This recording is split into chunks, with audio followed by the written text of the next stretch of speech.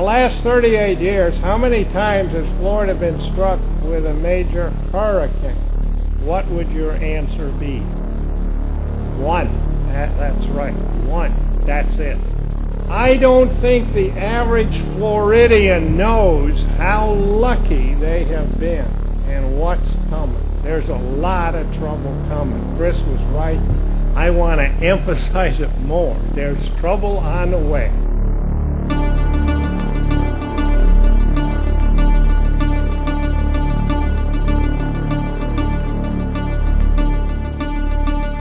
Right on top of us. We're going to go through the eye in just a minute, guys. The worst is almost over. It's almost over.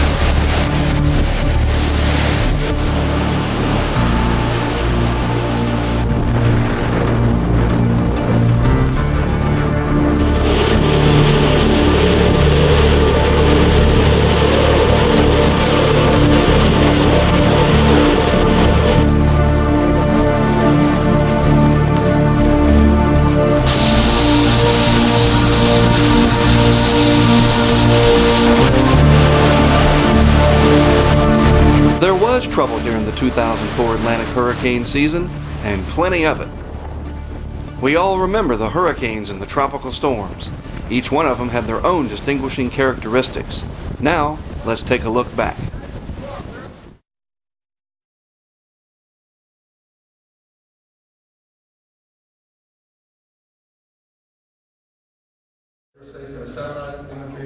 These are scenes from the 2004 National Hurricane Conference, which was held in Orlando, Florida.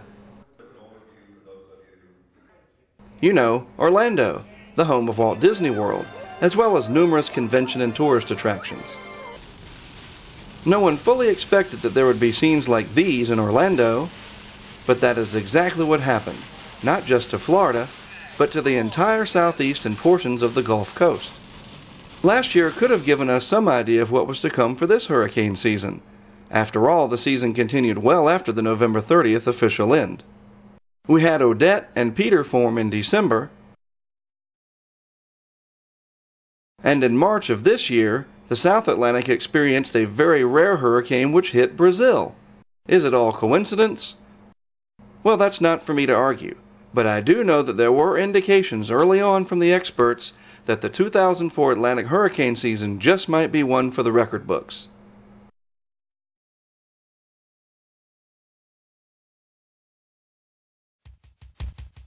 During June right on through mid-July, I spent a lot of time on the road with partners Jesse Bass and John Van Pelt. We visited Lowe's stores as part of our annual Hurricane Readiness Tour. We also worked with Sprint to make appearances at schools and children's museums. Now, June and almost the entire month of July were very inactive as far as the tropics went, but then on July 31st, that all began to change. The first tropical depression of the season had formed. At 5 p.m. Eastern Daylight Time on July 31st, the National Hurricane Center issued the first advisory of the 2004 season. Tropical Depression 1 was just off the southeast coast, and already a tropical storm watch had been issued. Early indications were that the system would make landfall in southeast North Carolina as a minimal tropical storm. That forecast quickly changed, and as what became Tropical Storm Alex grew stronger, off I went to Cape Hatteras for the season's first action.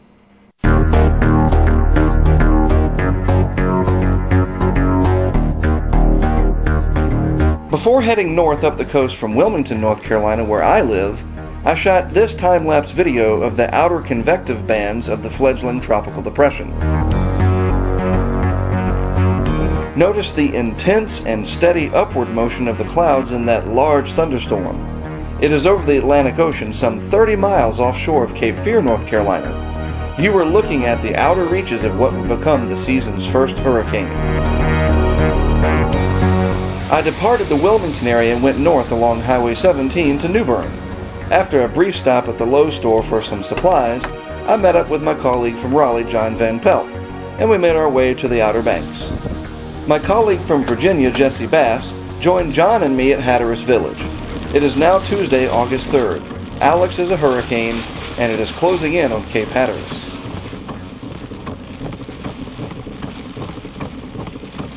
We set up along Highway 12 in front of the home of the Harrisons in Hatteras Village. They allowed us to take advantage of their Sprint DSL connection since we had no wireless internet on this mission. As you can see by this map, we were located between Frisco and the ferry landing at Hatteras Village, and as Hurricane Alex drew closer, our day became more and more interesting.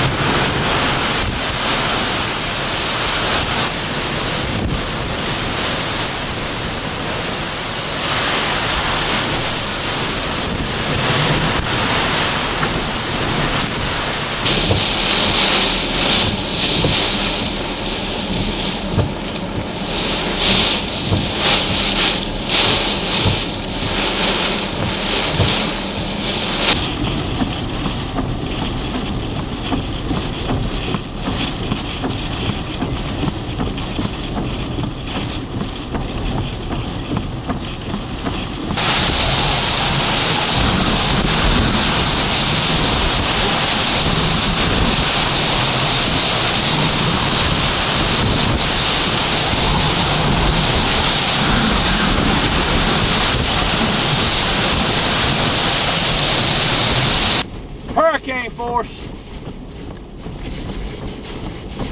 74 miles an hour at 1:47 p.m.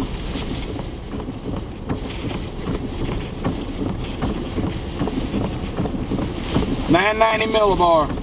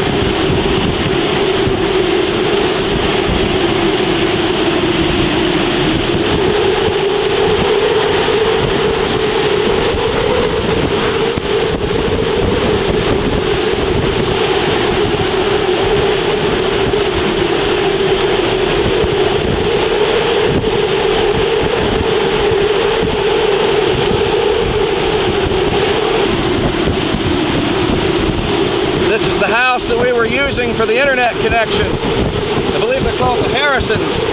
The storm surge has almost got them.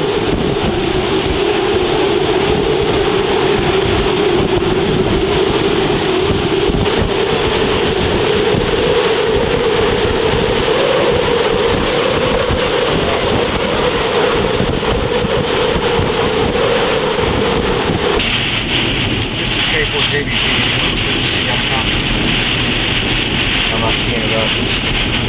I heard them talking, but I can't do it.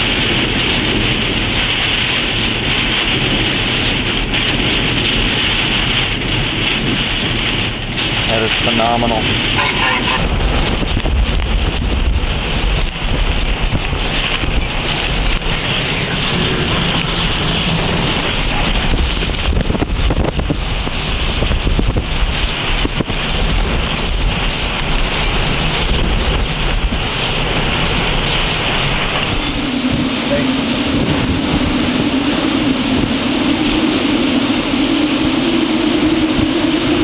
Really? He's got a 92, he's got a 105. The surge is dropping, watch it, they're dropping below 2. Yeah, we're still in the same place, we can't move because the water continues to get out.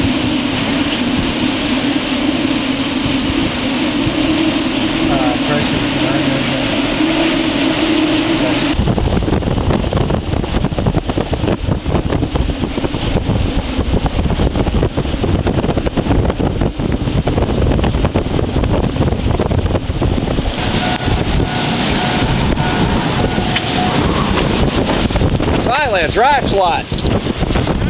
Hey, I'm Mark Setup. Here we are in Hatteras Village. John, if you'll pan around over there, you can see the surge coming in. It's crossing in right through there, flowing into Hatteras Village off the Pamlico Sound. As you can see, it's really rough out here. This was a hurricane that people really didn't leave for. We were lucky that we got to come up on this high spot and stay safe out of the surge. It's a Category 2 hurricane out here. And it could have been a lot worse, especially with these people who did not evacuate. I'm Mark Setup for HurricaneTrack.com, coming to you from Hurricane Alex on the Outer Banks in Hatteras Village. We'll have more later in the season. That's it for now. Alex is starting to pull away off to the northeast. We're right on the edge of the eye. We just missed it by about 4 miles. Did the western eye come ashore? Yes, it did. It came right across, down over top of us, right there. So that's where we are, right there where your finger is. And exactly. There's that eye wall. And earlier when it was at its peak, this area right here is what it looked like. Coming right down across us, right where we are, right there in that little white square. Wow. And here you can see the effect of that hurricane. All right, Jesse, we'll check in with you next time, all right? All right. John, what do we got out here, buddy? Man, we had 105-mile-an-hour gusts. This has been an incredible storm so far. The surge we saw got kind of scary at one point. A stop sign was about 3 inches from being underwater. Fire hydrants were out of water. Luckily, it abated quickly, but a lot of people went up on this high ground where we were to stay safe. What do you think the rest of the season might be like if this is the first named storm we got a hurricane landfall? Man, with Alex like this and TD2 out there at the same time, it looks pretty foreboding for the rest of this season.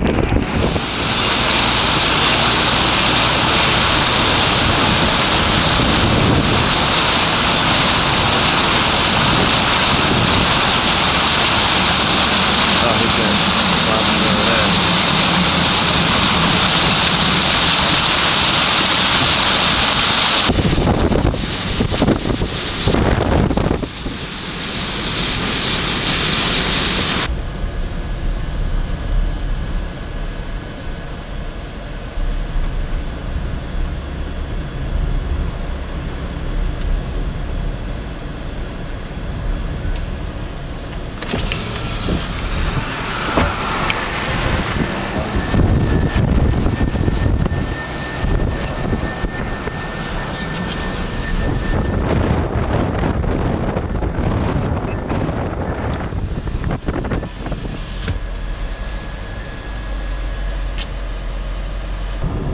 People, is just Jesse behind us? I think so. Let's shoot this.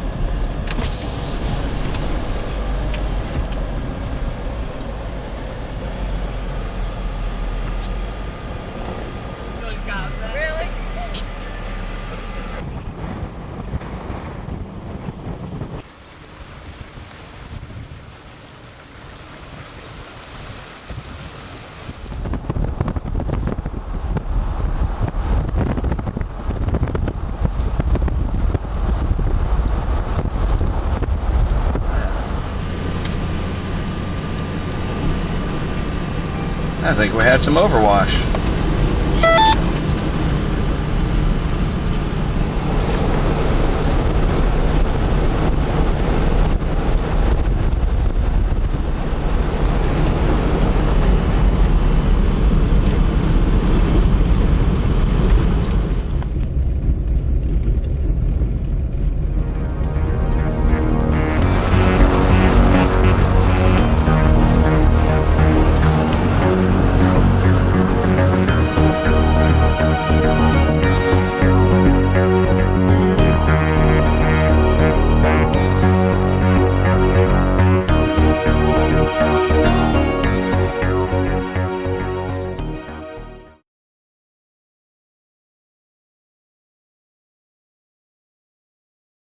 Just a few days after Alex, Bonnie had formed, followed closely behind by Charlie.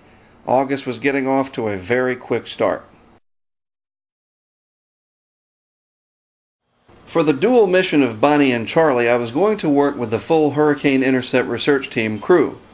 Eddie Smith of Elkin, North Carolina joined me in Wilmington, as did Jesse Bass from Portsmouth, Virginia. Nice. John Van Pelt would rendezvous with us in Florida. Our initial plan was to head to Panama City Beach, Florida, and wait for Bonnie. Hi, I'm Mark Sudduth with HurricaneTrack.com on our first video update for Bonnie and Charlie. It's about 10:15 p.m. and we're getting the Tahoe here ready to go. I've been updating the website all day today. I had a hurricane conference I had to speak at. Bad grammar there, but I did speak at a hurricane conference. We're getting ready to head down to Panama City, Florida for Bonnie. As you can see from the National Hurricane Center forecast track, it looks like Bonnie could come in very close to Panama City. How strong it is when we get there, we just don't know yet. And then after Bonnie, we'll be dealing with Tropical Storm Charlie, which will probably be a hurricane, and we'll be able to bring you information as well as webcam images. Here's a shot of our webcam. You can't see much through here right now, but we'll leave all this on 24/7 if we can, and you can track right along with us, and we'll do these video updates as often as possible as we track Bonnie and Charlie. For HurricaneTrack.com, there's the phone. It's Jesse. I'm Mark Sudduth, and stay tuned. We'll have more later. And so the all-too-familiar trip south had commenced once again for the team. Eddie, Jesse, and I made it to Charleston, South Carolina on the night of August the 10th. The next day, we took off again for our destination in Florida. Yeah. Bonnie formed from the remnants of Tropical Depression 2, which itself formed on August the 3rd, as we were on the Outer Banks dealing with Alex. Bonnie was not very well organized and was generally a small tropical storm. It moved slowly towards the northeast Gulf Coast from about the 9th of August until its landfall on the 12th. The impacts from Bonnie were indeed minimal. However, the tropical storm did bring flooding rains and severe weather to Florida and the Carolinas. Unfortunately, 3 people lost their lives in a tornado spawned near my hometown of Wilmington, North Carolina, as Bonnie moved through early on the morning of Friday, August the 13th. As Bonnie moved deep inland, Eddie, Jesse, and I left the panhandle of Florida to meet up with John and get ready for our mission with Charlie.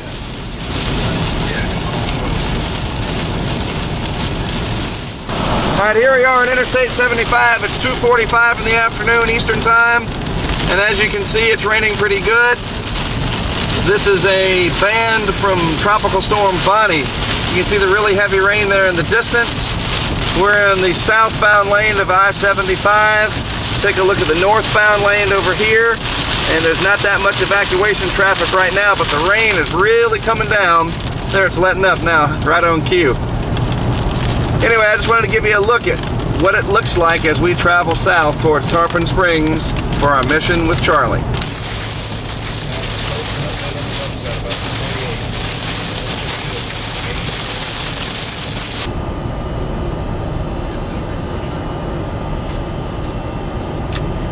Hi, I'm Mark Sudduth with HurricaneTrack.com. Here we are finally in Tarpon Springs, Florida, waiting for Hurricane Charlie that'll be rolling in here about this time tomorrow night.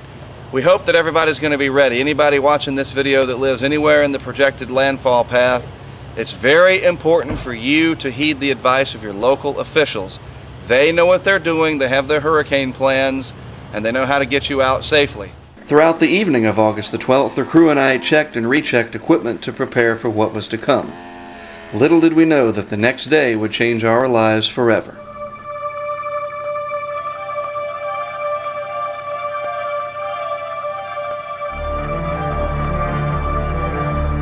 As we now know, Hurricane Charlie was a Category 4 hurricane at landfall. It tracked across the Atlantic and through the Caribbean Sea, where it slammed into the western portion of Cuba.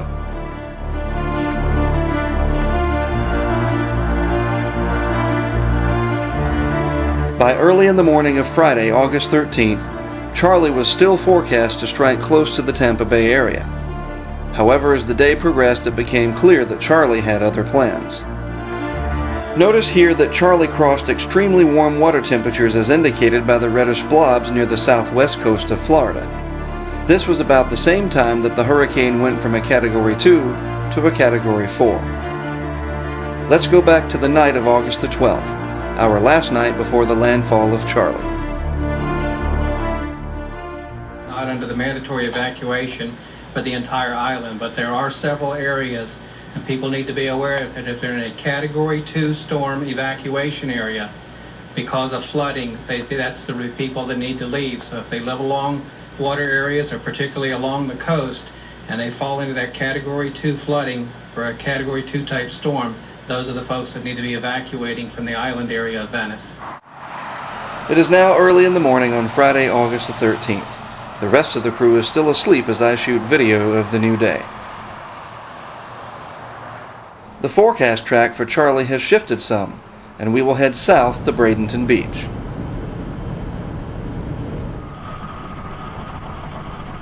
Tampa Bay is going to get off this time, but areas farther south will not be so lucky.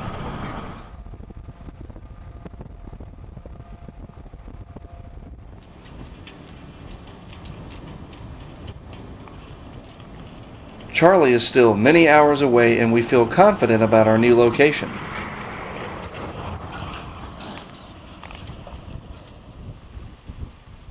Most people have evacuated, and the area was a proverbial ghost town. The local police, fire, and rescue folks are extremely helpful and are interested in what we're doing. Had Charlie struck them head-on, we would have been able to send real-time data and imagery to their local emergency operations center. Oh, look at that. Wow. We've got 4 rings Four in the center, so 69.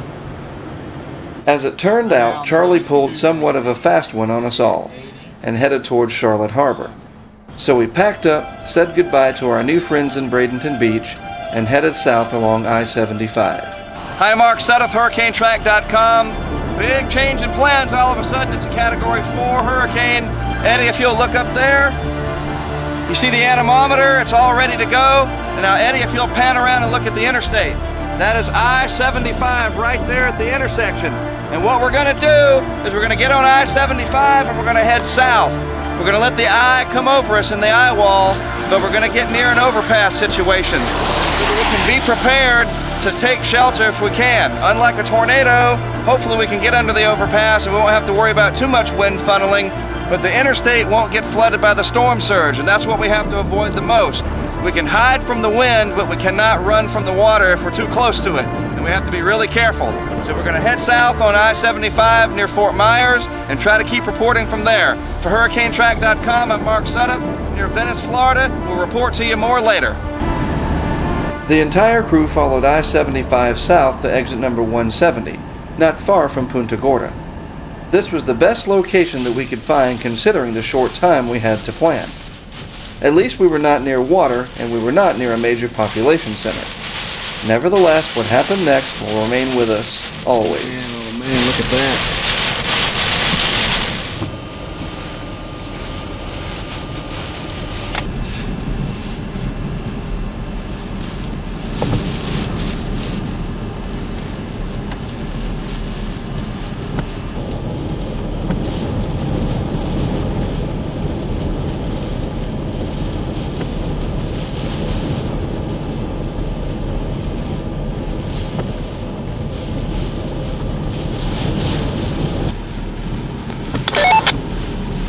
Kind of worried about limbs and stuff coming off these trees to our right.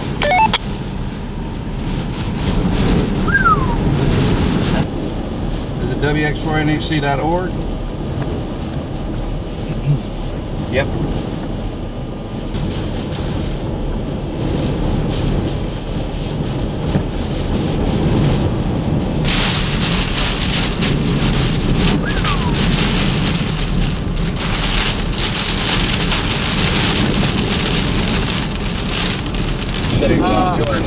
Oh yeah, certainly times down. Pressure is 980 right now. And tell you what, let me let you go, because we're in a scary situation. I'll try to find that on the all right. control panel. We're at an overpass. Got the porta john going over. Okay,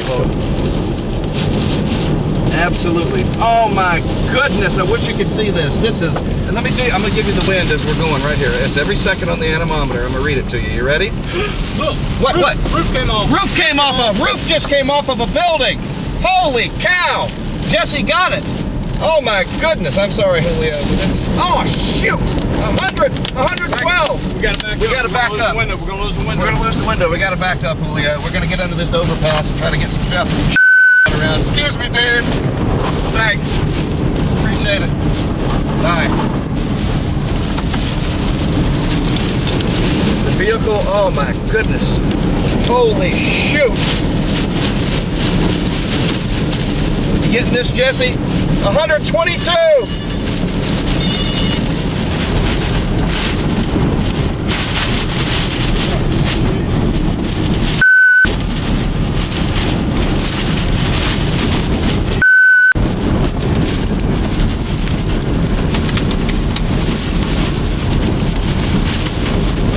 This is real. This is real as it gets.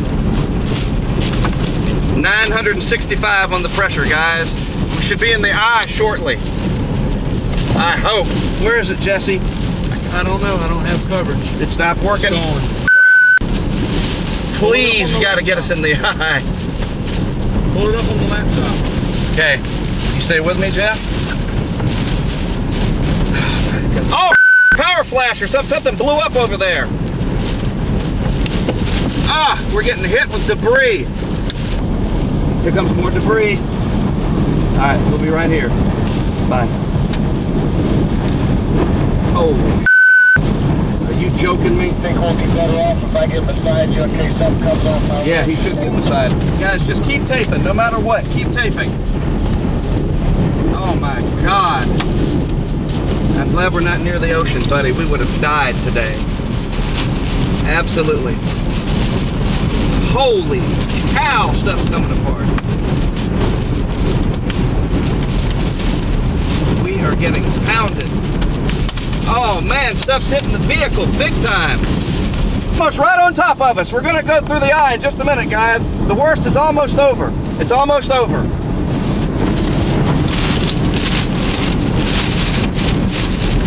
Unbelievable. If I'm gonna do this again. Right to tell you, dude. Will you listen to me next time? Yeah, let me just look. Absolutely. Holy cow. This is incredible right here.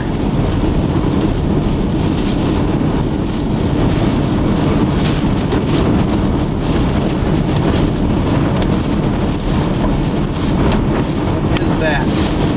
Rocks coming off the road. All right, thanks. All right, bye. Give it here. I got a tree been down over here. Dude, are you kidding me about this?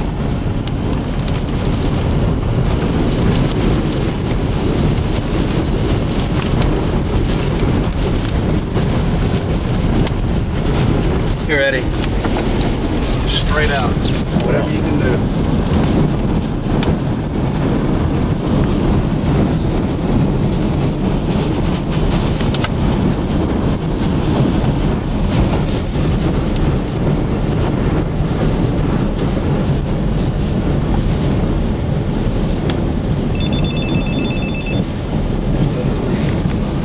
Please get us in the eye wall.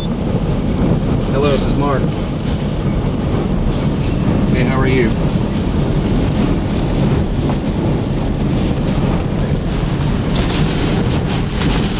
Yeah, we do, but we're in the eye wall of this. It is really, really bad right now. And it's good. Oh man, we can't even see. We can't even see.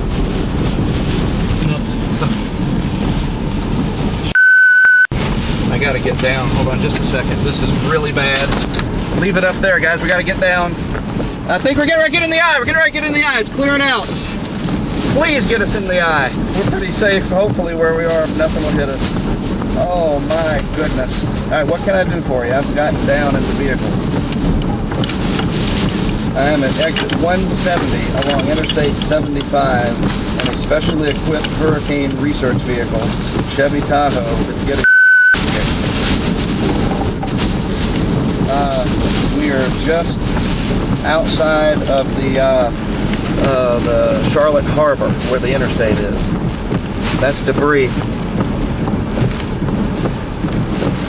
What is that? What is that's dirt.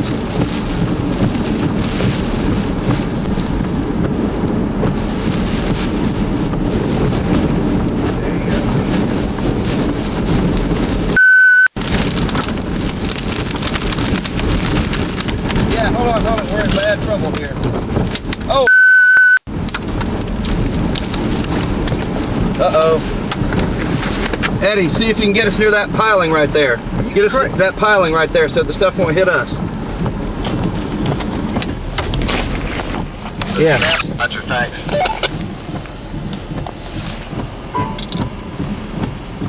Now which way is the wind going to come? Come back. Holy cow, we're in the eye! Look at that, look. Let me see the camera.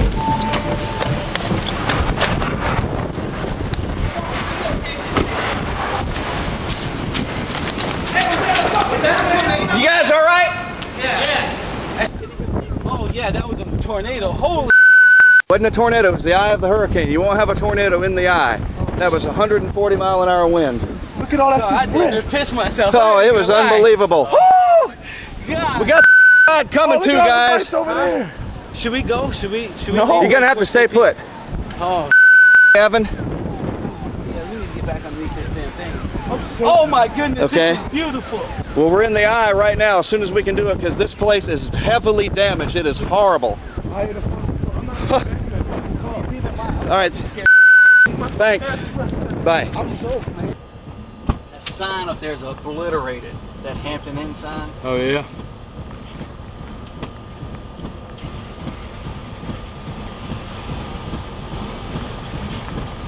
That canopy at that racetrack, gone. Ripped off.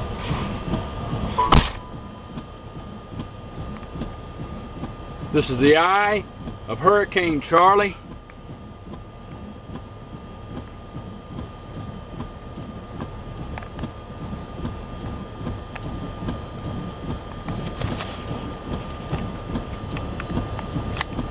We are in the eye.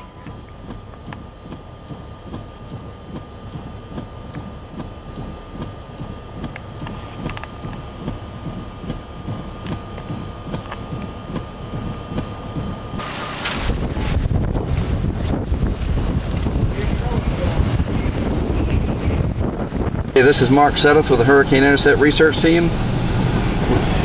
Shaken. We just went through the eye wall of the hurricane on Interstate 75. Sure. And then we want to back up. Absolutely. If you. Yes, come on. Yeah, but back. the other side's getting ready to come through. I mean, we can see it coming. How's the back side of the eye? One of them was. The one that records data was destroyed. The one that doesn't wasn't. All right, the other one got ripped off the mast. Hey, what's the other side look like? Not as bad as the other side? Thank goodness.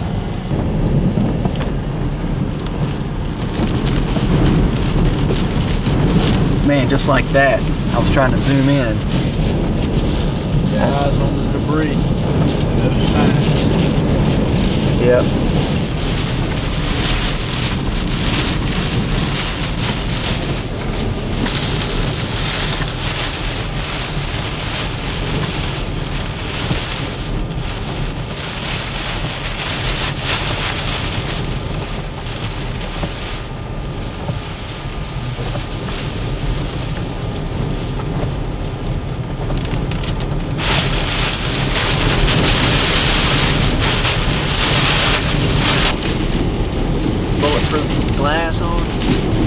The cell tower is still working.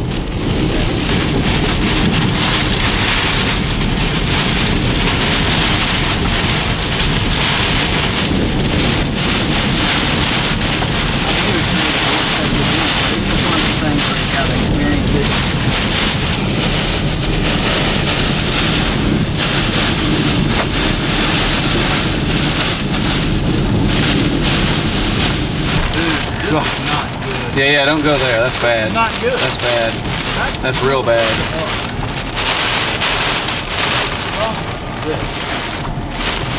Which is bad in terms of the potential. Yeah, give it just a minute. Let it calm down a little bit more, then we'll do that. Still a little too windy back there. I can't believe it didn't blow off the amber flashers. Hello? Hey, can you hear me? We're getting video of that now. Yeah, they were going to call me back, but then they never did for the thing, but they probably couldn't get me because it's... What was that? You want to get this video right here? Oh, yeah. Keep going. Look at that building completely destroyed. I got it. Yeah. Completely destroyed building. Completely destroyed. Alright, we can't. Yeah, you got debris all over the road. Alright, I'm getting us out of away from our roof. Look at that whole roof.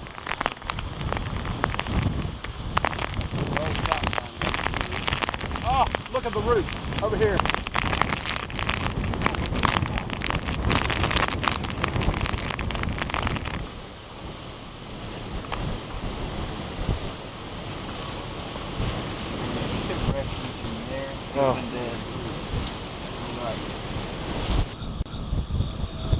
Together we had survived the most intense weather that any of us had ever been in.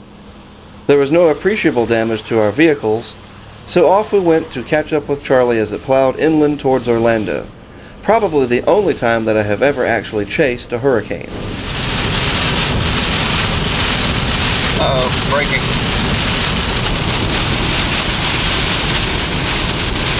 It was an upside down Disney World sign. Having caught up to a much weaker hurricane than we had just witnessed, Charlie still packed quite a punch. Don't do that. Cell phones are failing now. Oh, shoot, dude.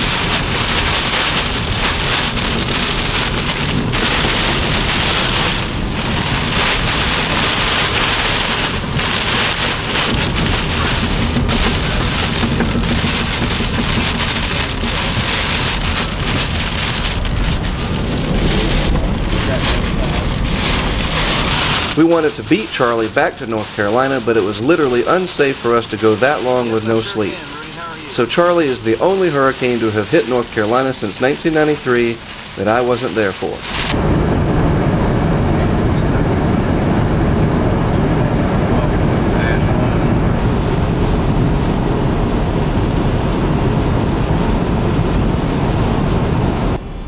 The season's second hurricane beat me back to my hometown of Wilmington, North Carolina.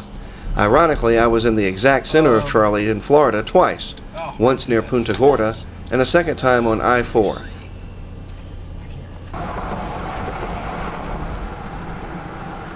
I could have been in the eye of the same hurricane on 3 different occasions, but 2 will have to suffice for now.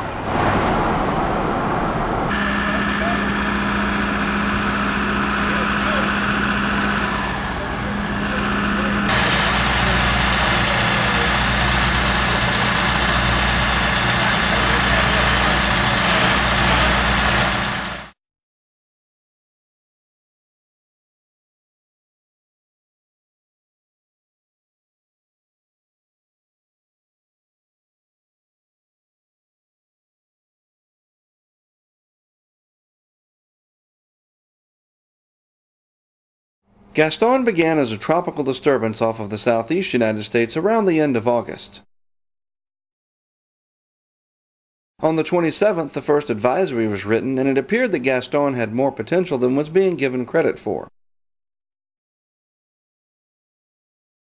Indeed, as the month of August came to an end, Gaston strengthened and reached the threshold of becoming a hurricane. It just barely made it to hurricane strength just before making landfall along the South Carolina coast during the day of August 29th.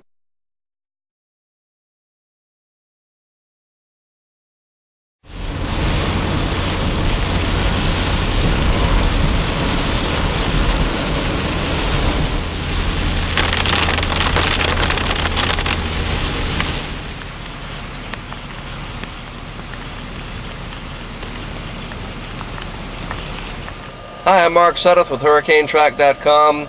It's about 3:13 in the morning here. We're at the Isle of Palms and getting ready for what is probably going to be Hurricane Gaston. I hope I'm saying that right. We are sitting about right up here north of Charleston along the coast of South Carolina. You can clearly see the eye of the tropical storm, almost hurricane, right there.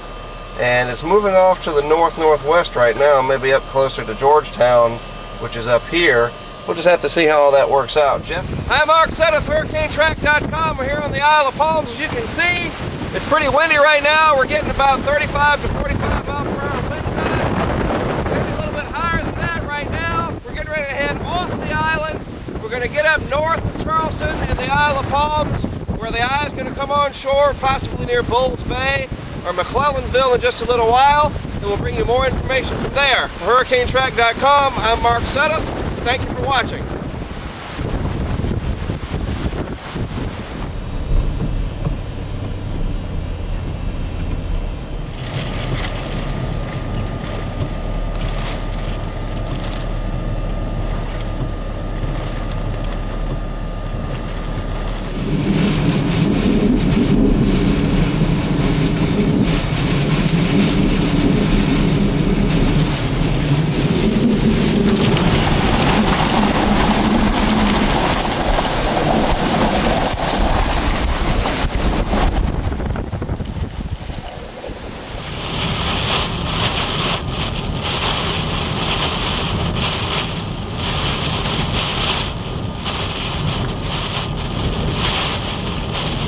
$59.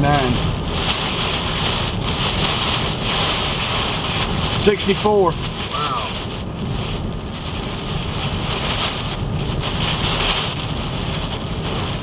Very satisfying.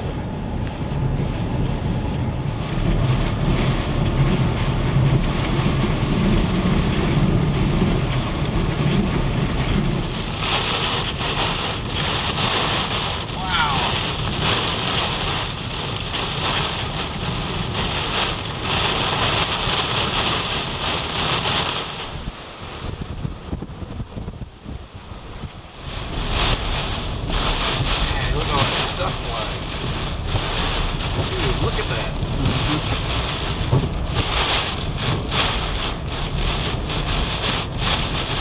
Look, dude. Whoa.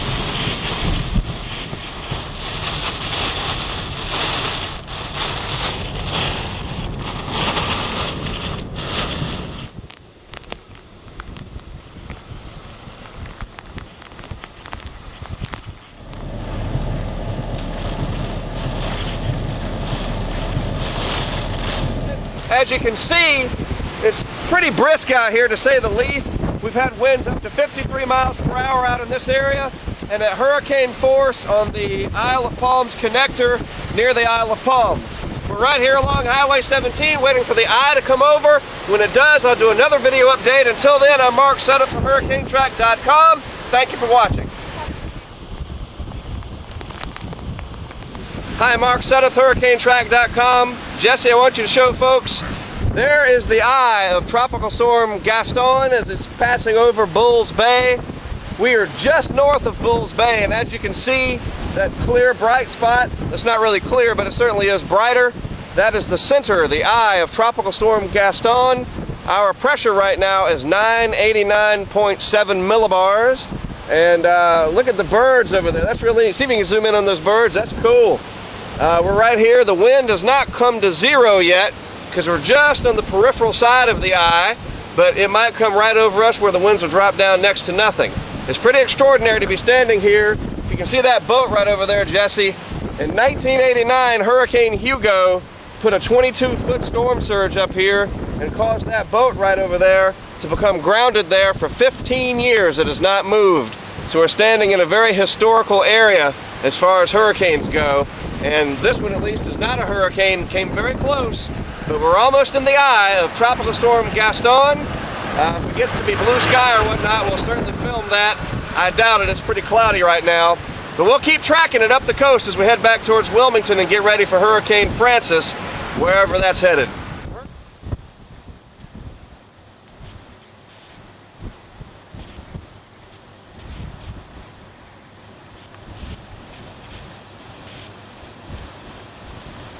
You got it, cool.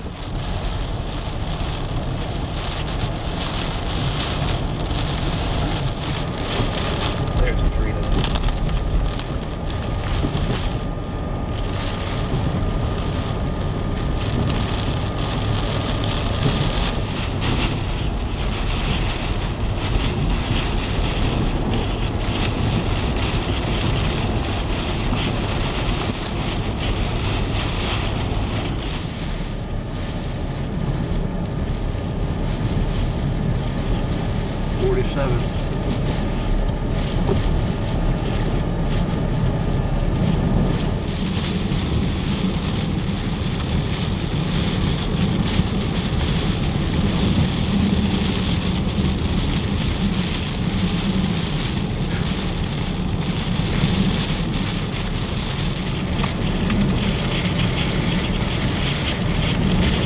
Oh, look at that.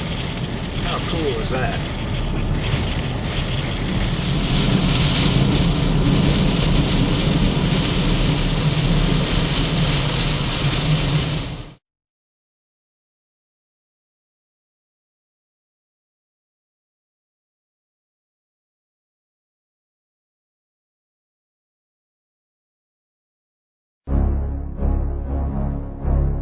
Like many of the big-name hurricanes in history, Francis was born from a so-called Cape Verde tropical wave, off of the west coast of Africa. The large envelope of moisture and rising air moved steadily westward across the deep tropical Atlantic. By August 24th, the National Hurricane Center had upgraded the cluster of clouds to Tropical Depression Number 6, soon to be Francis.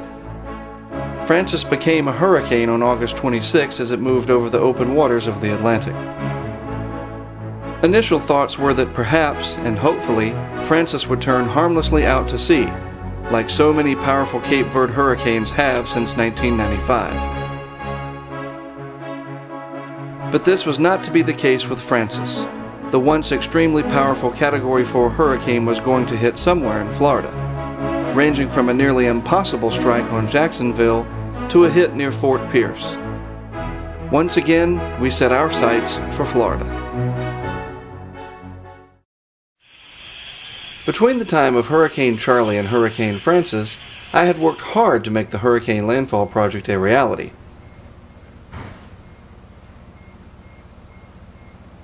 I took the venerable Isuzu Rodeo to the local Mako paint shop.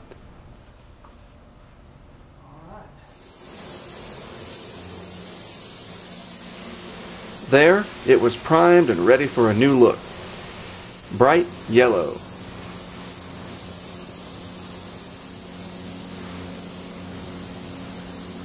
This was to make it easier to spot the vehicle should we ever lose it, if you know what I mean.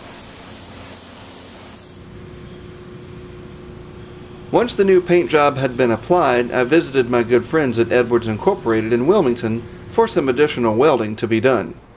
The guys there are always coming up with some comment. We're going to sink it. Hurricane Francis is going to sink it. He's going to claim it as wrong.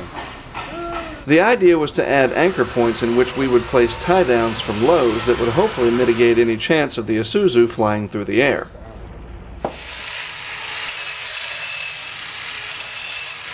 We also made the mini tower stronger so that the mast would hold up better in a powerful hurricane.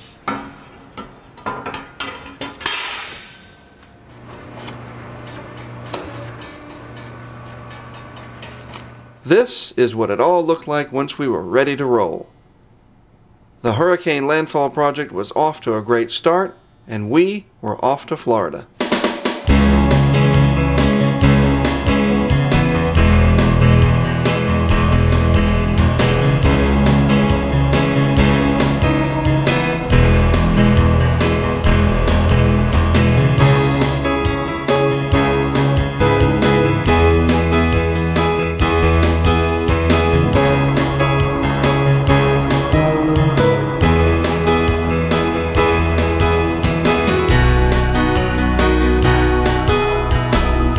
It is now Thursday, September 2nd, and we are heading for Daytona Beach for use as our base camp.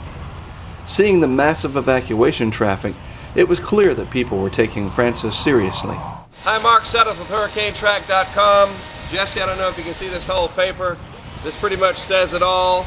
There is a mass exodus from Florida going on as people leave and flee the path of Hurricane Francis. We're here at the Holiday Inn Express in Daytona Beach, right off the Interstate 95. Jesse, if you can get a shot, they're obviously boarding up the windows here as they get ready for what may be a potential hurricane force wind impact, possibly as far north as Daytona Beach. People aren't taking any chances, so they're getting ready all over the east coast of Florida. Everywhere we went, people were getting ready for Francis. This area had not seen a major hurricane threat in a long time, and so people were taking the action needed to be ready for this hurricane. After working with the media some, we visited the Lowe's store in Ormond Beach for a few supplies.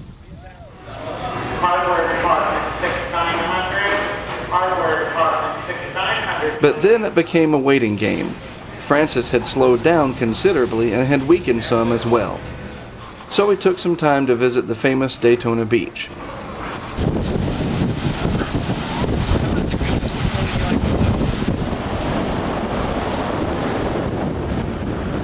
Francis had ruined the Labor Day weekend for folks in a good deal of Florida, but you would never have known that a hurricane was coming. It is very rare to see Daytona Beach look so empty, I'm sure. The coastal Mecca looked deserted, and in fact it mostly was.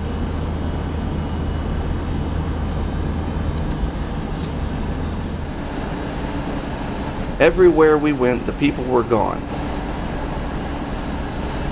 Businesses were boarded up, awaiting the arrival of Francis.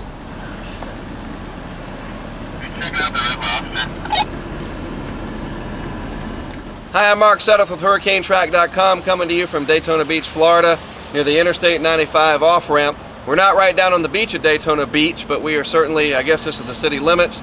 We're very close actually to the Daytona International Speedway, where they hold the Daytona 500, of course. It's kind of breezy here, not much rain to speak of yet, maybe a few drizzle drops here and there, nothing, no big deal certainly. As the hurricane gets closer, even though it's weakened down to 105 miles per hour, we'll see those rain bands move onshore, the wind will pick up, and of course the rain will start coming down in buckets, that's for sure. As you can see behind me here, there is the Isuzu Rodeo. We're getting ready to pull that out and get it ready for the hurricane landfall project. We're not exactly sure what's going to happen with that because this is not a very intense hurricane. It's not to say that it's not dangerous, but we're not dealing with a Category 4 where we have to go in and put the Isuzu and then run 30 miles out of the way. It can still strengthen a little bit, of course, before landfall, but we're not staring down the barrel of a Category 4 hurricane, which is certainly good news. We'll continue to bring you these video updates, and of course, as things start to unfold here weather-wise, they will become more dramatic and you'll get to see more of the effects of this hurricane. For HurricaneTrack.com, I am Mark Sudduth. Thanks for watching.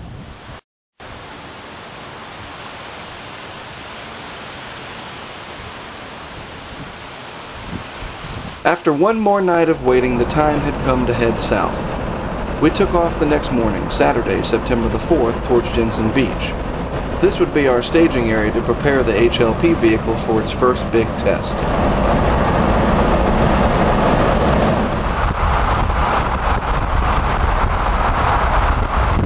I-95 South was as empty as I have ever seen it. There was literally no traffic heading south, and why not?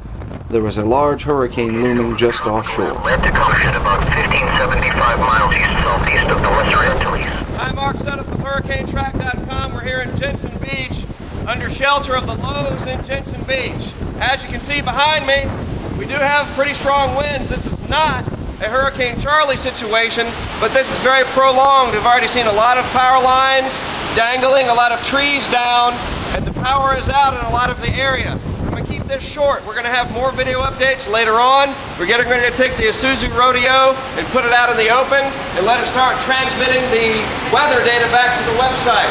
For HurricaneTrack.com, I am Mark Sudduth. Thank you for watching. We departed the Lowe's store in Jensen Beach for Hutchinson Island. That is where we would place the HLP vehicle for its first mission as an unmanned drone. You there, John?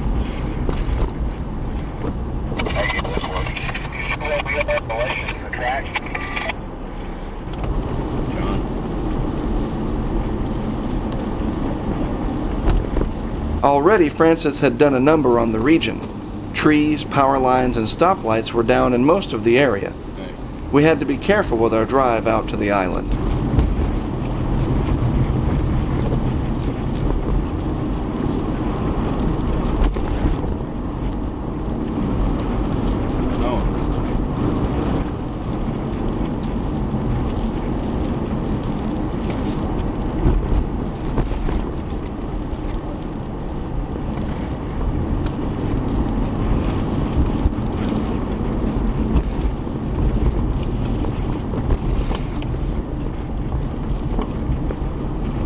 As Francis slowly approached the coast, we picked a spot along the causeway called Sewell's Point. It was wide open for the most part and not near the ocean enough to be concerned about storm surge washing the HLP vehicle away. We're down on Jensen Beach. I guess this is actually Hutchinson Island. We're on the Barrier Island. There's the Hurricane Landfall Project truck right there, John, if you'll pan around. It took some effort, but it is set up. We're getting ready to leave. John, show them the storm surge coming in right here.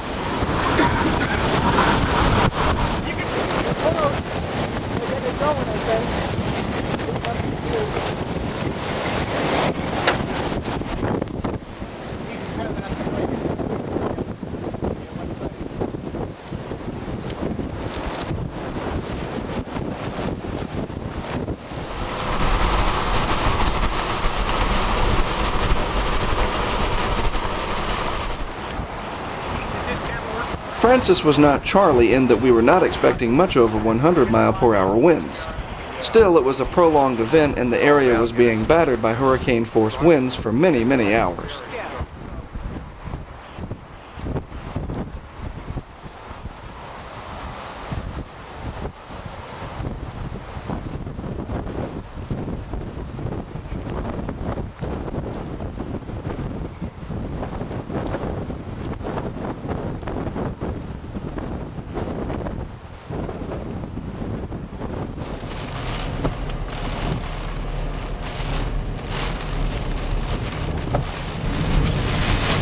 At least we know nothing's going to hit us.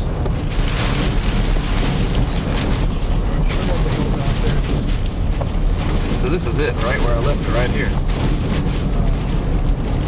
Right? One of the amazing things about our work is the fact that we can use the Sprint PCS network anywhere that they have coverage to make updates to the website. This is the only way that we can keep you caught up on what we're experiencing in the field. Now, one of the tools we were using on the HLP vehicle is a series of scuba housings with video cameras in them. There is not much to see here, but the other cameras caught what action there was. Let's speed it up to cover several hours of Francis. You can see a little bit of water spilling in from the intracoastal waterway.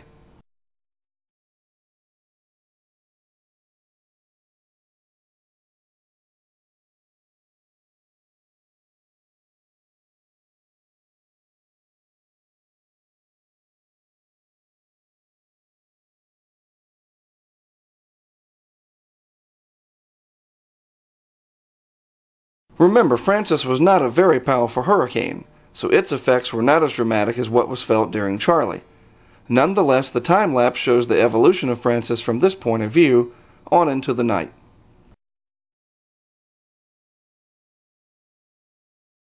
The other camera was aimed towards the intracoastal waterway, and it too lasted for several hours. Although there is nothing too dramatic here, it helped prove to me that the idea of leaving a camera in the scuba housing was a worthy cause, and one that would work when it really counted.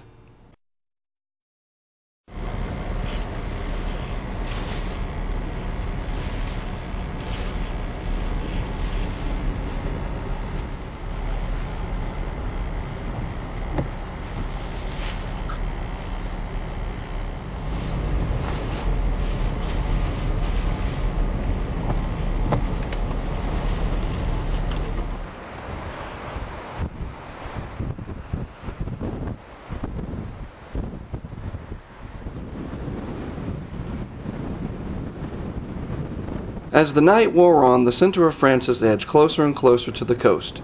I remained out on Hutchinson Island and monitored the HLP vehicle, while Jesse and John went inland to the St. Lucie County EOC.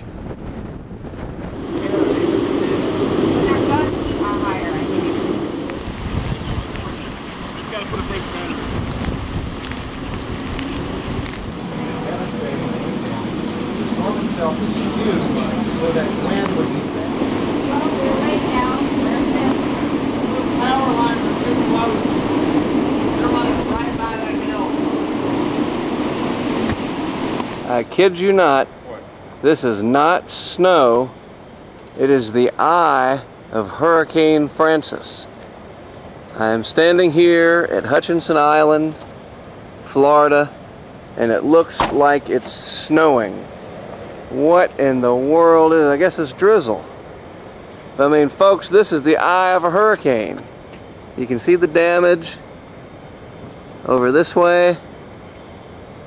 The trees are all still. That's incredible. And then look up at the sky. It looks like a blizzard. But it's huge pieces of drizzle. Never seen anything like it before. Unbelievable. The next morning, Francis was still raging outside. The slow-moving hurricane was really beginning to become a pain in the neck, and it wasn't over yet.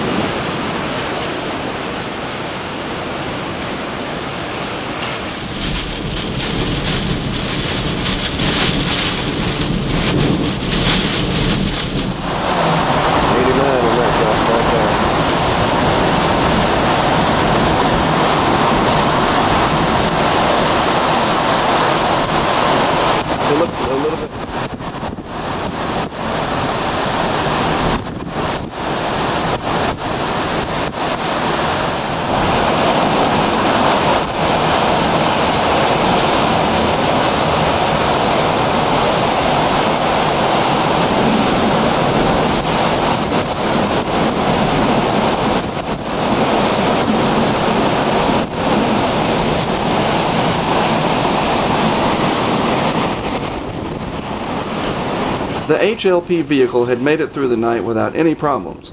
All of the data recording equipment functioned as it should have, and it passed the first test.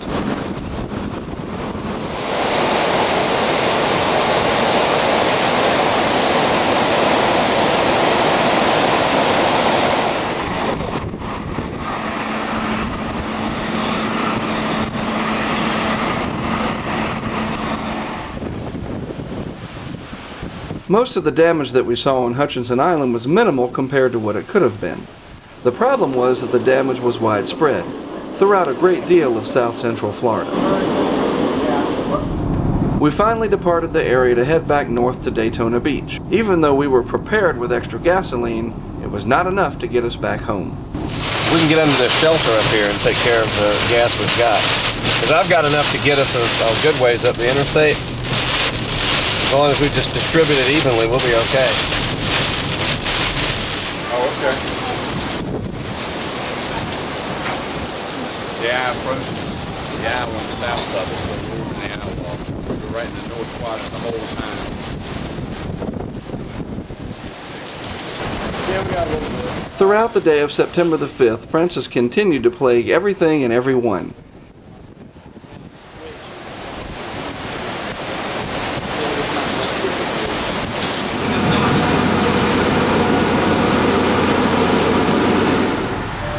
There were lines for gasoline everywhere we went.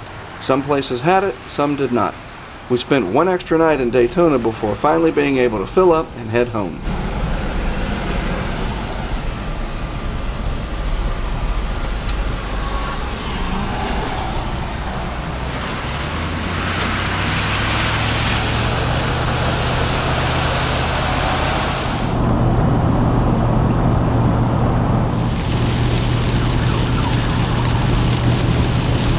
As we traveled back north up the interstate, we witnessed the reverse evacuation traffic coming back into Florida. Little did these folks know that Francis would not be the end of their hurricane trouble.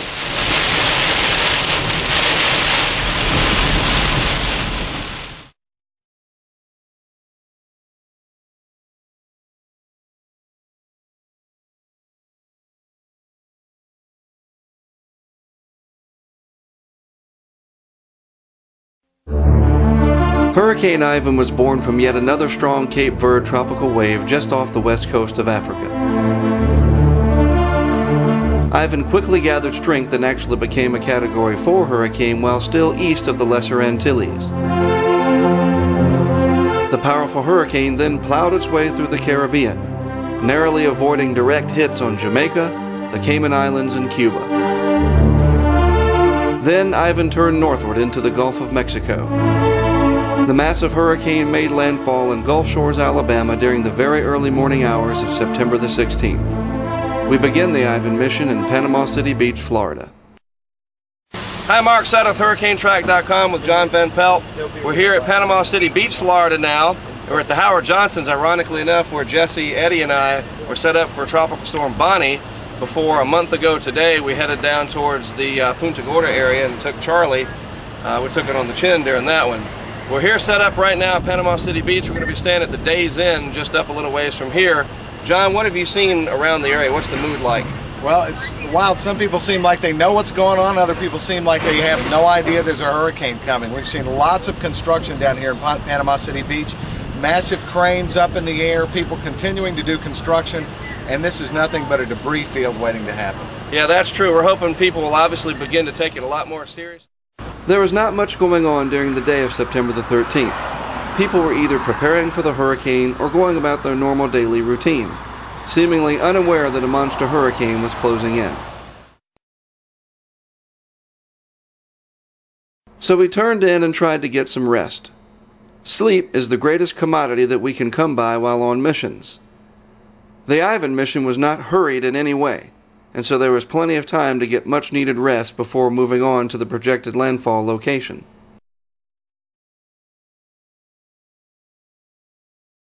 Hurricane Ivan's coming. Absolutely. What can people expect around this area? We're on the east side of Mobile Bay. Well, one of the things we're worried about where we are is surge. That's going to be the big thing with this storm that goes on for a little while. Up to 15 or 20 feet of surge could come into this place. The wind, Category 4 strength. The thing to watch, though, is they always say it, hide from the wind, run from the water. If you're in the path of the surge of this storm, get out and get out now. We want to put the Isuzu Hurricane Landfall Project vehicle out there, let it do its thing, and we get out of the way of that core of the hurricane. That's a very nasty, dangerous place. We've been through that with Charlie, and I don't want to go through that again, neither does John or anybody we're working with. So use that. If we don't want to be in the hurricane's core, you certainly don't either. So heed the advice of your local officials. We've been pounding that for all of these hurricane landfalls. They know what's best for you, and they can tell you where best to go and how to get there with these evacuation routes. After working with some of the media at Point Clear, John and I went southward to Gulf Shores. Everyone we met was curious as to what we were up to, and I knew that we had found a good location to place the Hurricane Landfall Project vehicle for its biggest mission yet. Then it was time for us to get some shut-eye before the big day.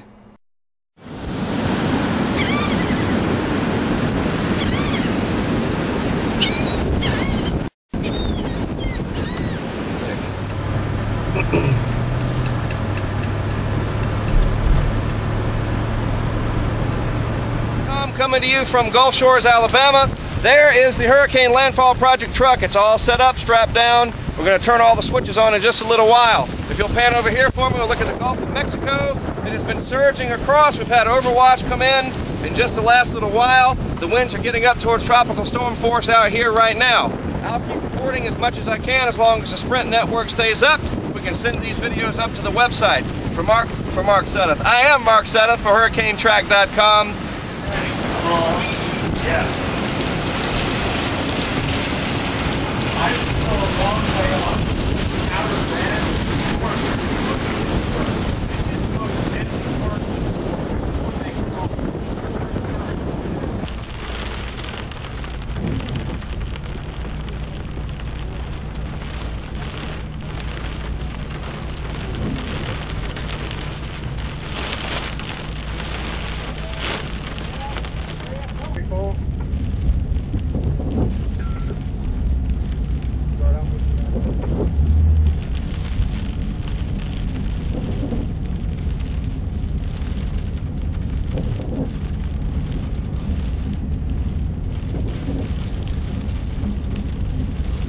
We just want everybody to stay safe, and together we'll ride this out.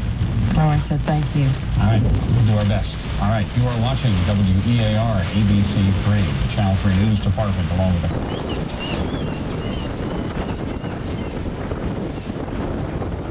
Taylor, if you stand this way, I'm standing over here, you stand on an angle, that's what you do.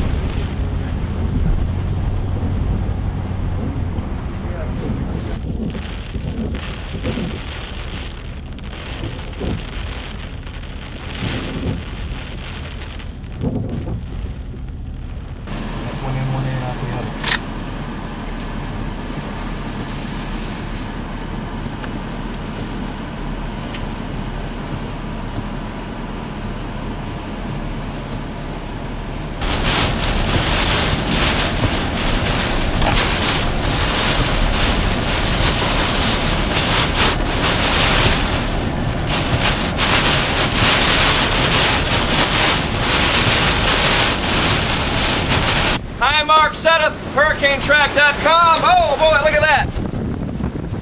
This is why it's not safe for us to be here. We're going to leave in just a little bit, and we're going to go to the police department 2.5 miles down the road towards higher ground. The storm surge is coming in right now. It has been for most of the afternoon. It's going to be very dangerous. It's going to be deadly here later, and we're not going to be here much longer.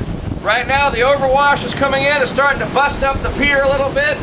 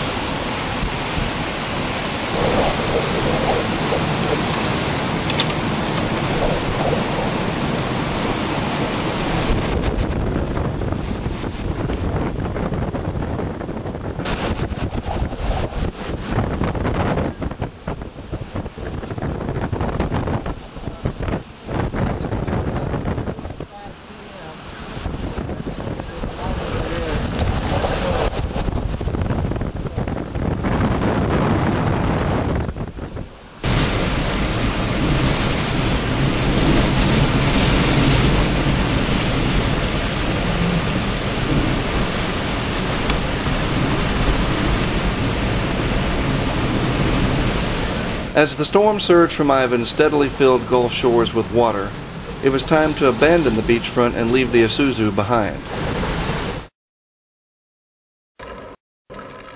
The roof cams would have to record as much as they could from now on.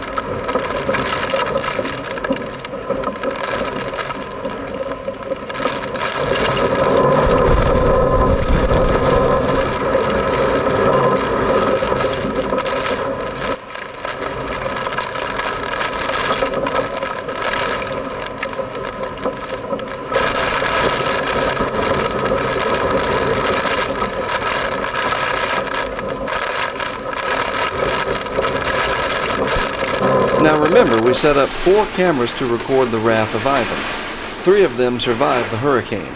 One of those was placed inside the Isuzu, looking out towards the front from the very back.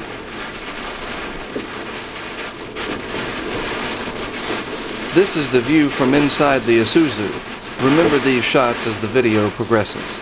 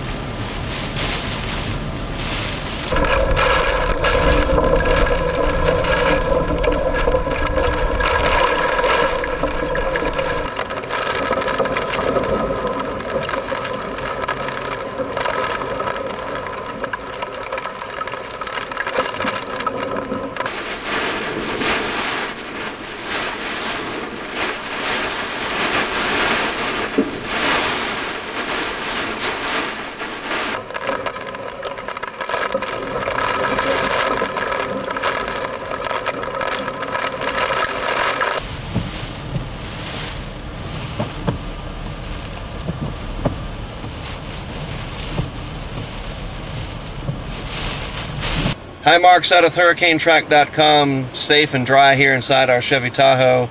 I want you to see what it's like out here at the Gulf Shores Police Department. I'm going to cut the light off and put the window down. Tom, if you'll look out there.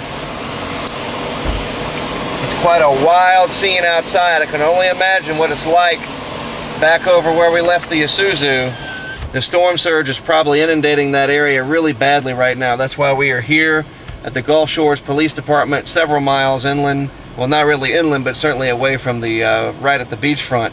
The storm surge has already caused significant damage along the very edge of the coastline. The first row of houses and any buildings are getting some damage. There's wind damage, signs down, trees down, the power is on and off around here. It's just a very serious situation, obviously. Well, we're going to stay right here in the Gulf Shores Police Department for the duration of the night. If the eye comes over, I'll try to get out and do another video update. Until then, I'm Mark Sudduth for HurricaneTrack.com, bringing you this information from Gulf Shores, Alabama at their police department. What a fine group of people these folks are. I'll have more for you later. Thanks for watching. As the northern eye wall of Ivan began to approach Gulf Shores, the fire department was beginning to break apart at the roof. Several of the city's firefighters had to brave Mother Nature and evacuate their facility for the relative safety of the Gulf Shores Police Department.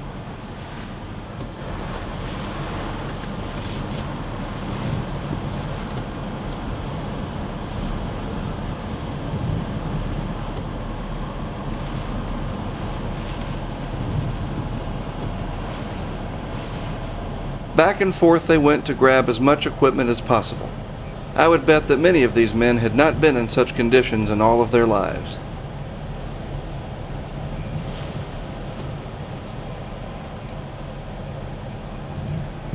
Meanwhile, back on the beach, the Hurricane Landfall Project vehicle was doing as it was supposed to do. Only the light from power lines arcing in the distance would let us get a glimpse of what it was like directly on the beach.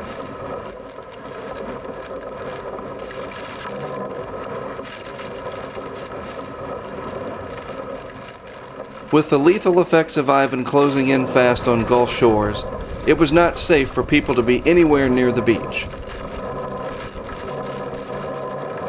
But just before turning in for the night, I had to go back to the Isuzu to place a light, any light that I could find, inside to capture as much video as possible.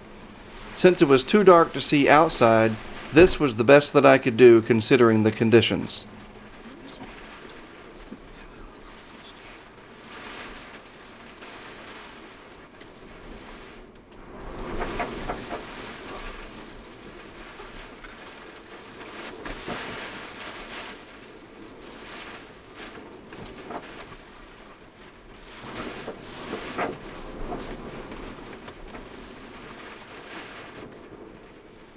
After I placed the light inside of the Isuzu, I went back to the police department for some rest. We will return to the Hurricane Landfall Project vehicle in just a minute. Well, I'm going to go to the jail cell and get some shut-eye. I'm going to be on camera. Any idea where you're going to be at so I know where to come get you? I'll walk with you and find out. Sure, come on back. So I know where to come get you. It's in here.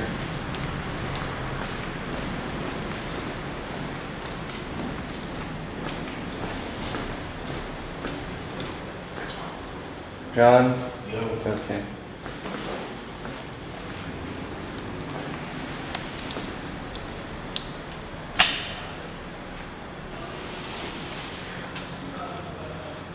Well, here's my jail cell. It's come to this. While I caught some Z's back at the police department, the Isuzu was taking a massive beating from Ivan.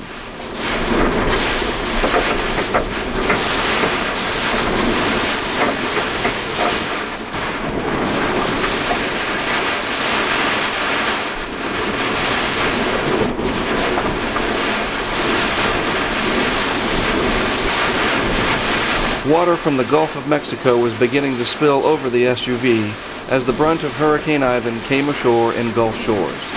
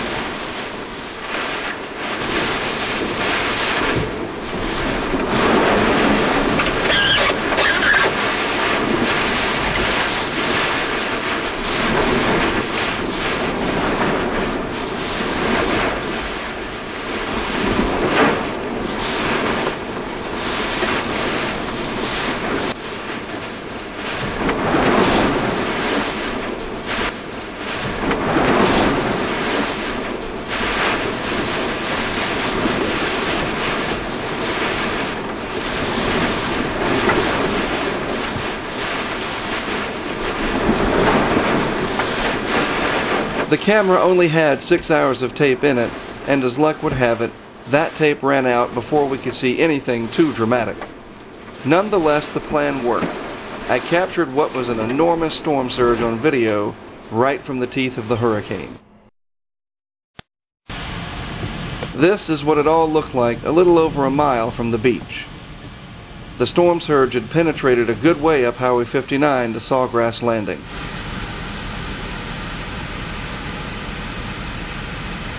As the sun rose on September the 16th, this is the world that greeted us in Gulf Shores.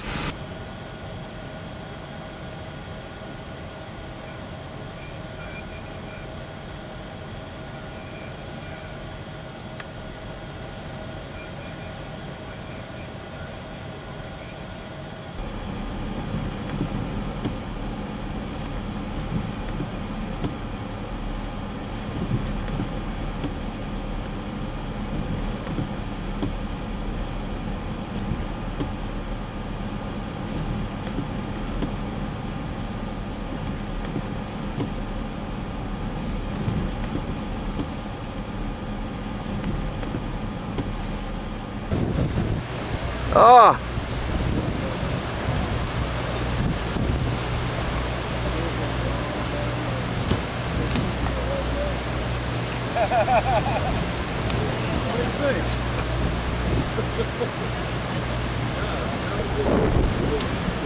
The local zoo had lost several animals during the hurricane.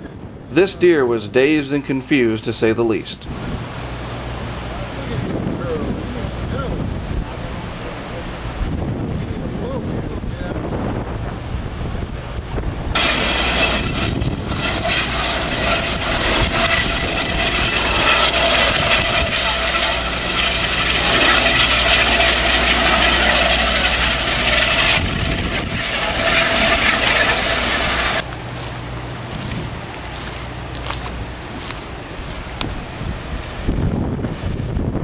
I could not walk anywhere without seemingly stepping on the ruins of someone's life.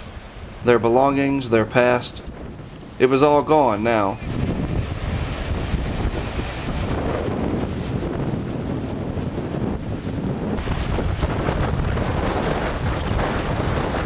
I wanted desperately to reach the Hurricane Landfall Project vehicle, which was still out on the beach. It contained all of the cameras and data equipment from the night before. The question was how to get from here to the beachfront and through all of that water safely. Wait for one of the Hummers to pull you back. The water rescue jet ski was not working, so we had to hike it. Cool. Kind of 10 and I kind of 11 state troopers. Just in a line. They're all tail to tail to tail. I would love to have a Hummer with snorkel. That'd be cool.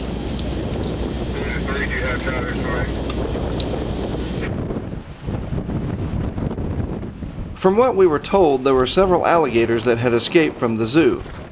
I was perhaps too determined to care and wanted so bad to see the Isuzu, so on I trekked with John and a cameraman for a documentary being shot about our work through the floodwaters of Ivan.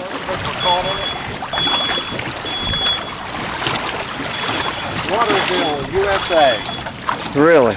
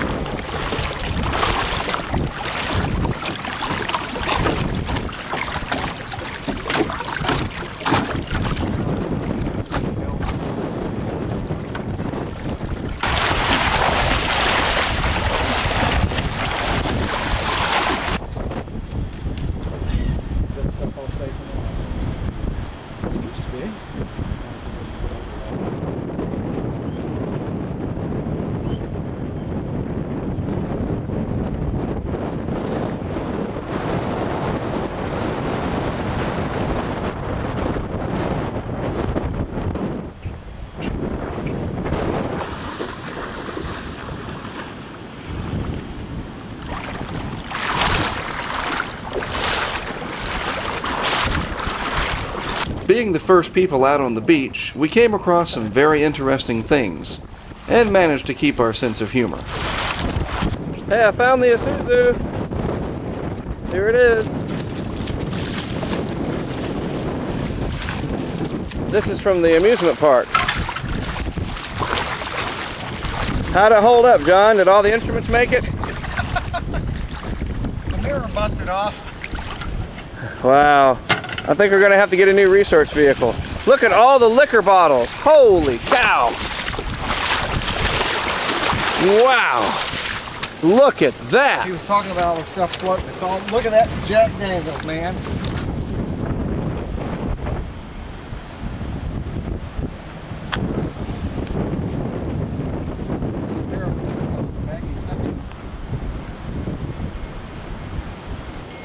Where's the, I'm looking for the walls that came in. Yeah, where are they? Can you imagine how violent this was? Where are the walls that came in? It ripped them out. Yes. No, we did not keep any of the liquor bottles for ourselves. That would have been highly illegal. We kept on walking, looking for the bright yellow Isuzu that had certainly been moved from where we had left it.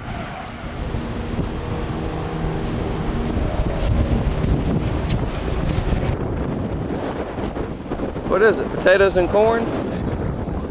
Really? Is this Survivor?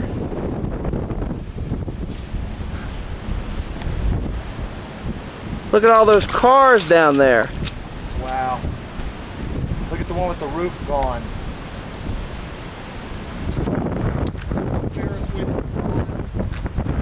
But little did we know what we would find as we came upon it.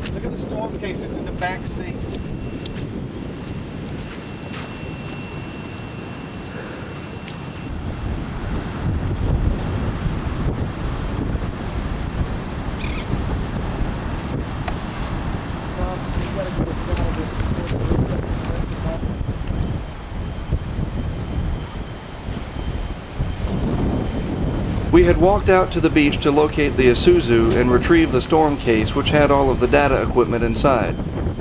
You are seeing this video from Ivan because of that small journey. Everything we had left in the Isuzu and inside the storm case survived. Now we had to get the Isuzu out of Gulf Shores.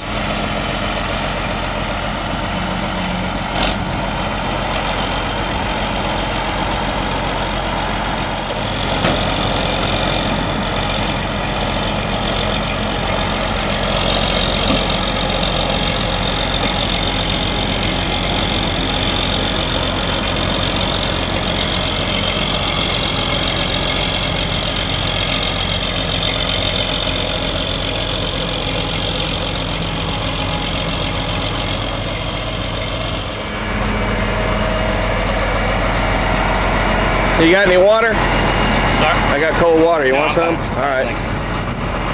Awesome, man.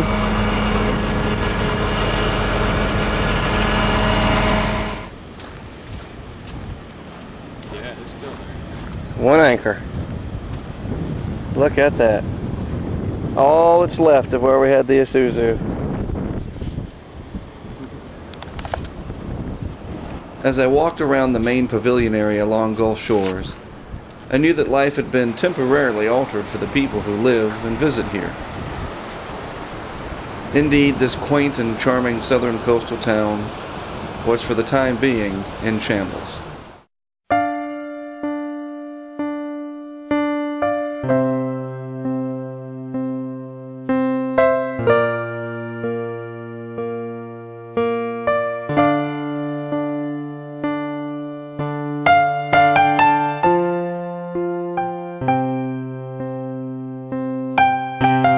From space, this is what beautiful Gulf Shores looked like before Ivan. But during the night of September 15th and into the 16th, Gulf Shores was transformed forever.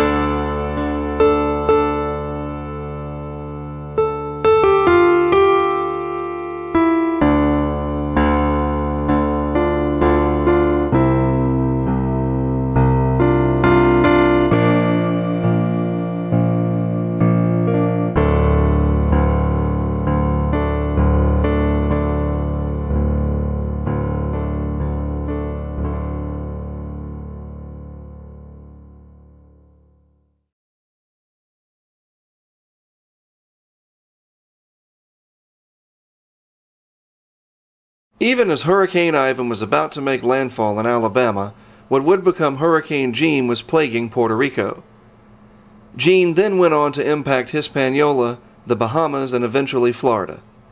After only being home for a few days from the Ivan mission, it was time to head south to Florida again.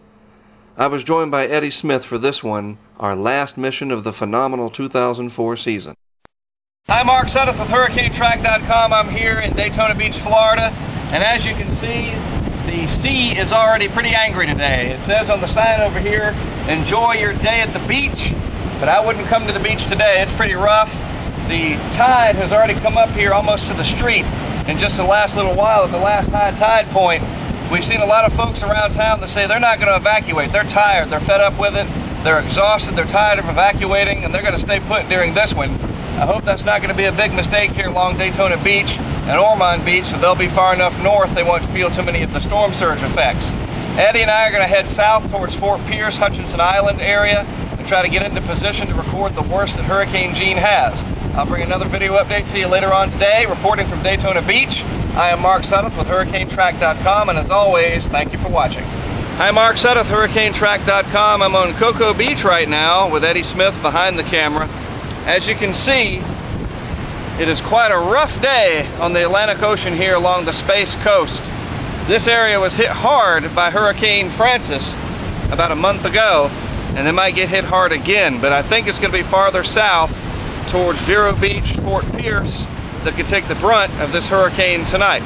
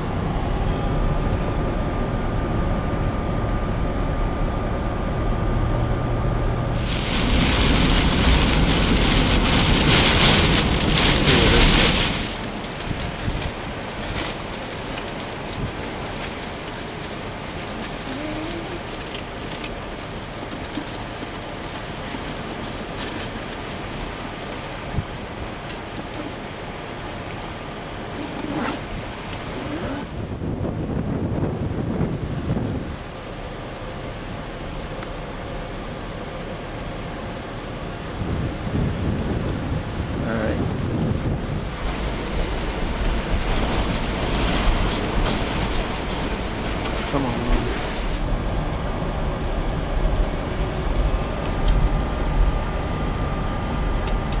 All right.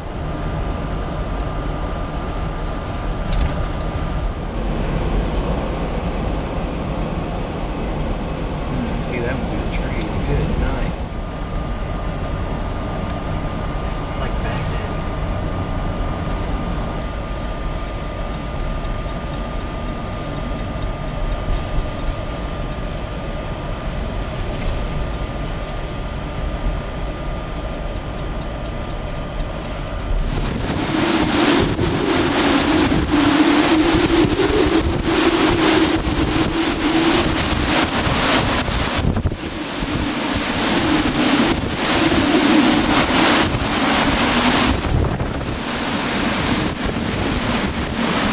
All the light in front of us is still there.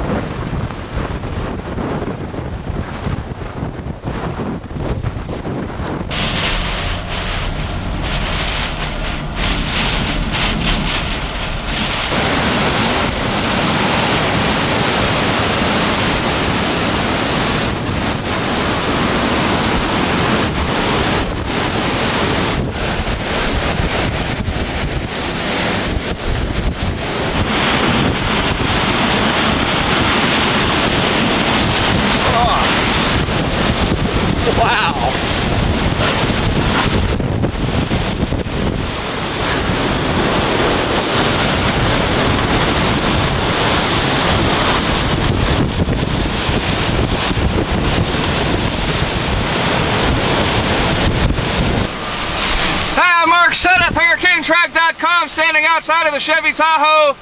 We are getting into the eye wall of Hurricane Gene right now. We're in a very wide open area of a parking lot at the Indian River Memorial Hospital.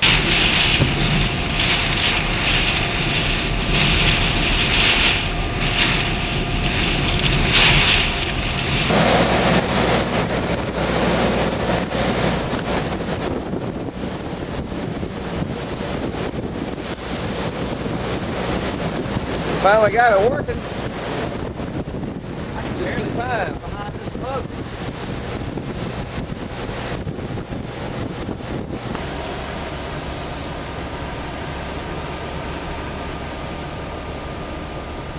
Look at that, snapped off.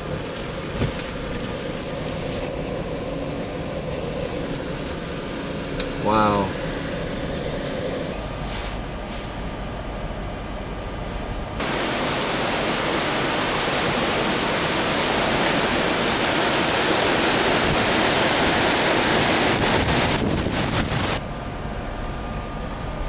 As Eddie and I made our way up the east coast of Florida, it was apparent that the area was hurricane weary. Any people that we saw were just plain tired of it all. The 2004 hurricane season could not end soon enough for Floridians, and indeed for everyone in the southeast.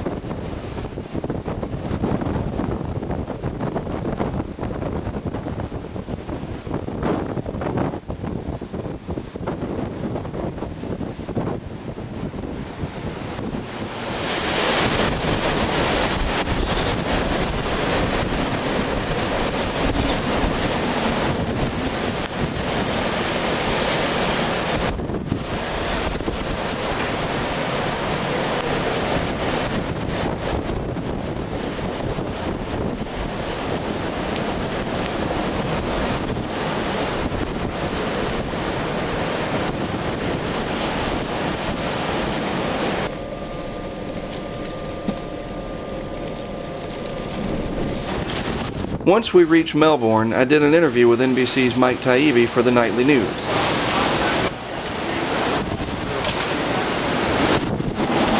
The big story was the massive power outage for Floridians once again, as yet another hurricane left its mark on the region.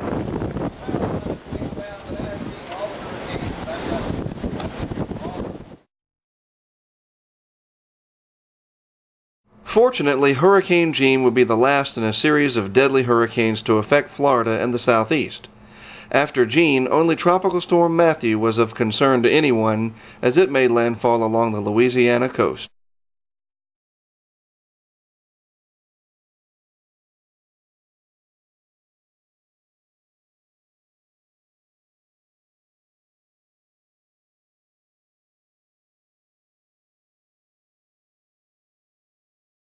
I guess by now you might be wondering what happened to the Hurricane Landfall Project vehicle.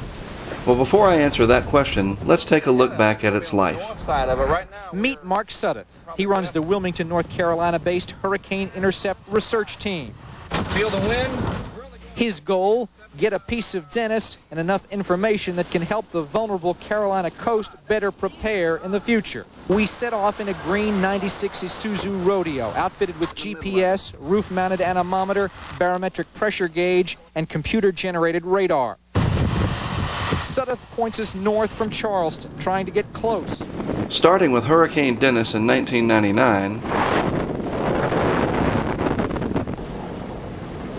and then Hurricane Floyd,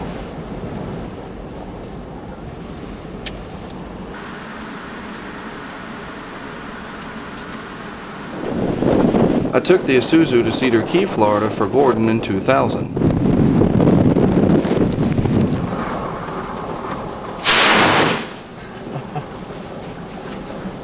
The Isuzu was home for me during mission after mission. As we know, I decided to turn the Isuzu into a remotely operated drone, if you will, and leave it out in the middle of a big hurricane. We had that chance during Francis and then, of course, Ivan. I set up video cameras inside and out that would capture video that would otherwise be too dangerous for me to have done in person.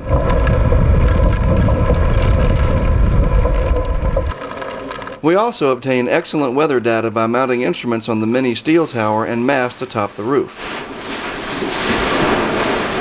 During Ivan, we literally left the old Isuzu for dead on the beach as John and I slept comfortably at the Gulf Shores Police Department.